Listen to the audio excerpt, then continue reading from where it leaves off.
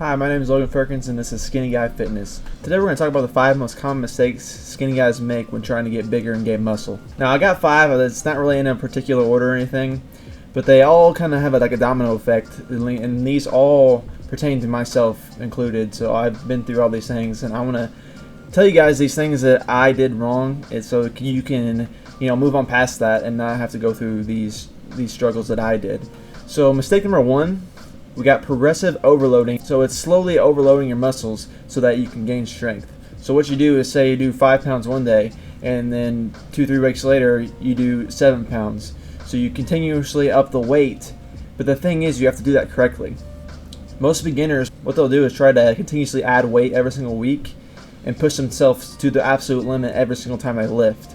So say you do 5 pounds one day, and then the next day you do the same lift, or even the next week, and you try to add 5 more pounds. You're doubling the weight.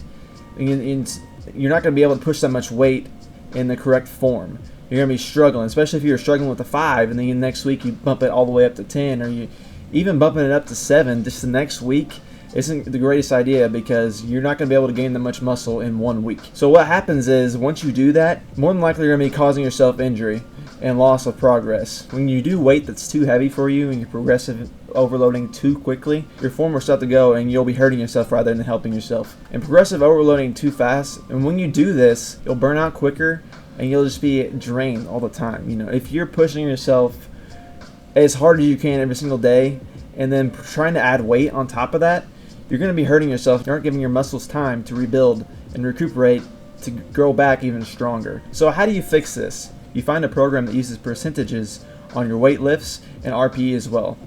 So say there's a program that says 3 sets of 5 on bench 80%. So that 80% is more than likely based off your 1 rep max. So you take 100, which is say 100 is your 1 rep max on bench, and you do 80%. So you'll be doing 80 pounds 5 times.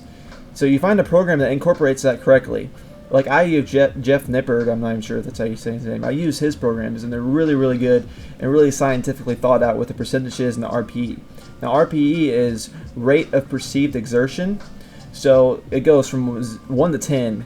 So if it's a 10, you're going to push yourself all the way to failure. If it's a 7, you'll feel like you're doing a 7 on intensity, or a 7 out of 10. So it kind of seems like you have 3 left in the tank. So if you have 9, you feel like you could do 1 more. Maybe if you try to do 1 more, you'd fail, which would be a 10. So you use programs that incorporate that correctly.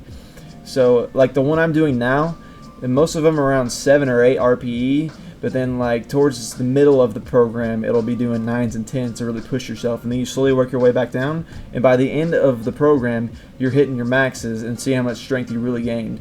Mistake number 2, bad form, which is caused by progressive overloading incorrectly. This can cause many problems, including injury, muscle imbalances, which I went through myself. I used to do, like I said, I've done all these things. So I progressive overloaded incorrectly, and my left arm is less strong than my right arm.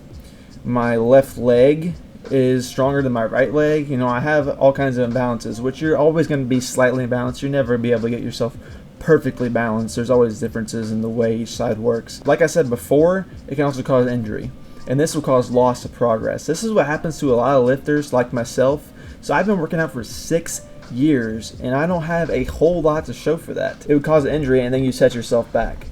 So like me, I had left shoulder problems for a long time because I was benching and I was really just doing everything incorrectly with form.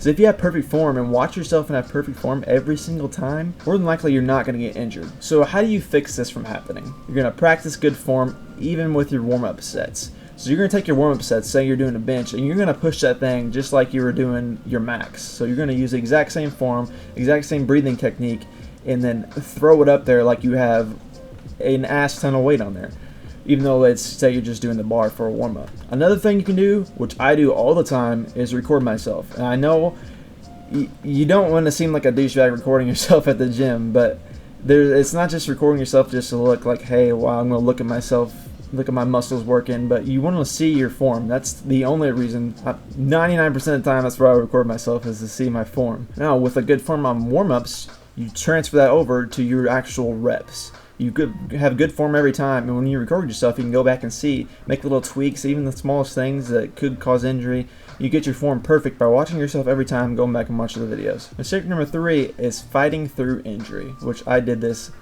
really bad with my left shoulder. Now this happens a lot of times because of stubbornness, like myself. You feel like you've gotten so far and then you don't want to stop because of an injury. You feel like you can fight through it. You feel like you don't want to seem weak. So you keep pushing yourself, you hear people say, just push through it, you'll get over it. But if there's a serious injury, I'm not talking about just DOM, which is delayed onset muscle soreness. I'm not just talking about that. I'm talking about legitimate injury, like legitimate pain that you shouldn't be feeling. It's not normal. And then you think to yourself, eventually it'll go away.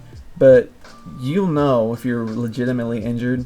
And I'm telling you, if you're legitimately injured, stop working that muscle. So how do you fix this? If you mark out mistake number 1 and 2, you're not going to get injured. So right there, doing those 2 things is going to eliminate the injury from happening.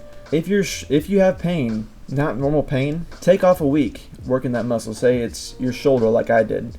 Occasionally this thing will flare up and I'll just take a week off from doing any sort of shoulder work, and then I'll be fine after that, depending on how bad the injury. And mine was just a tendonitis. Tendons in my shoulder will swell up, and then I take a week off and let them come back down and get back to their normal selves. If the problem persists, obviously you want to contact a doctor and get it checked out and stop lifting. I know how hard that is, especially when you feel like you're doing really well and then you get injured. But I promise it'll be a continuous cycle. If you get injured, come back and work, try to push through the injury, eventually have to go see a doctor, take time off, you're back to where you were, and then just repeats itself unless you figure out what you're doing wrong.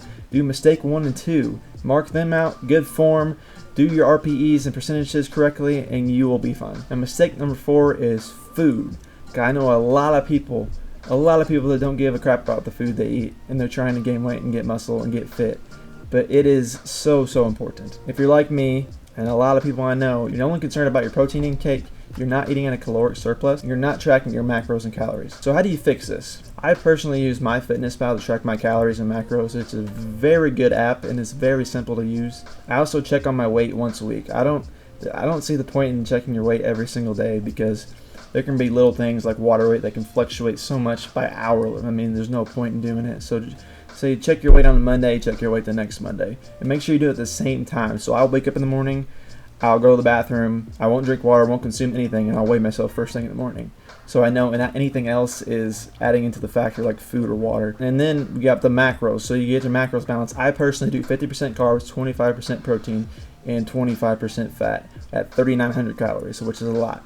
But I didn't start with 3,900 calories. I started with 3,000, and then I went to 3,200, and I slowly worked my way up. If you go from eating 2,500 calories straight to 3,900, it's going to be tough. Especially, you'll probably be throwing down a lot of sugar, which I do consume a lot of sugar, but it's a lot of fruit and a lot of good sugars with a lot of nutrient-based sugars. And mistake number 5 is consistency, which consistency really is the key. I know you hear that phrase all the time, but it really is. So what happens there with consistency is people do not track their weight they are lifting, the pounds they are lifting. They're not tracking what they're doing week to week so they can do the increments like the RPE and percentages and track how much they're lifting week by week so they can do everything correctly. Also staying on track with your workout plan.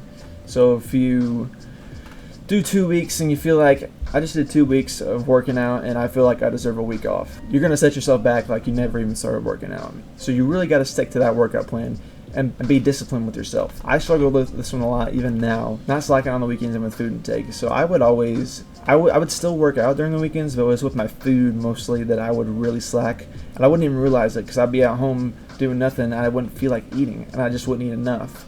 So with tracking my calories and really watching my macros and tracking everything that I'm eating to make sure I'm eating enough, that keeps me on track during the weekends. So how do you fix that? Obviously, you just got to be consistent. I mean, there's much more to say to that. So you will get results with being consistent.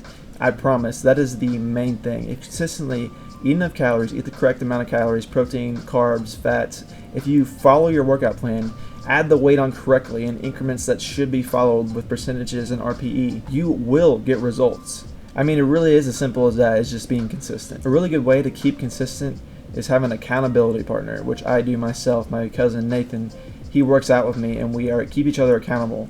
So if I wake up one day and I'm like, I don't want to work out, and then he'll text me and be like, what time are we going? And that keeps me consistent, keeps me accountable with myself. I feel like I don't want to let him down, and it also keeps me motivated. So if one day that he's not feeling it, I'll text him and be like, when are we going to the gym? Let's get this shit going. So I know I didn't really go in deep to any of these topics. If you want me to go further into any of these topics, just leave a comment below, and I'll make videos specifically for each of these mistakes. I can go a lot farther into the food category and anything like that. Anything you want to learn more about, just leave it in the comments below. I can make a video and help you guys out. So I hope you enjoyed the video, and press that like button and subscribe. Peace.